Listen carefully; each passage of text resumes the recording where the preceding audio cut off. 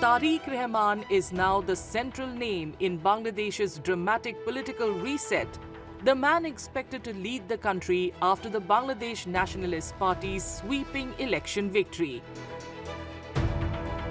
At 60 years old, Rahman is no newcomer.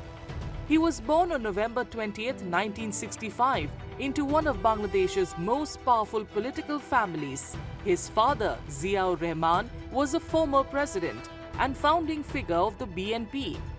And his mother, Khaleda Zia, was the country's first female prime minister.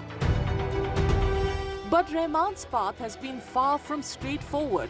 After rising through the BNP's ranks, he spent nearly 17 years in self-imposed exile in London, a period marked by legal battles, political turbulence, and intense rivalry with Sheikh Hasina's Awami League. He finally returned to Dhaka in December 2025, just ahead of the historic 2026 election, the first since a massive youth-led uprising toppled Hasina's government. On arrival, huge crowds greeted him, reflecting both long-standing support for his family's political legacy and hopes for a new chapter. Rahman now stands on the brink of becoming Bangladesh's Prime Minister-designate after the BNP's decisive win, ending years of political stagnation and setting up major expectations for governance and reform. I have a dream.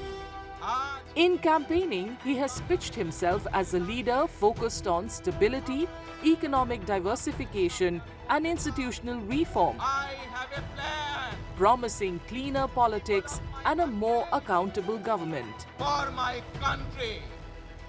That message is aimed in part at steering the country away from the deep polarization that defined its recent past. But his challenges are also real. Critics point to his long absence from domestic politics and worry that old power networks may return, potentially stalling meaningful change. And with the rise of new political players, including an Islamist coalition that mounted a strong challenge this election, Rahman will have to govern amid high public expectations and lingering mistrust. For now, though, the comeback is complete.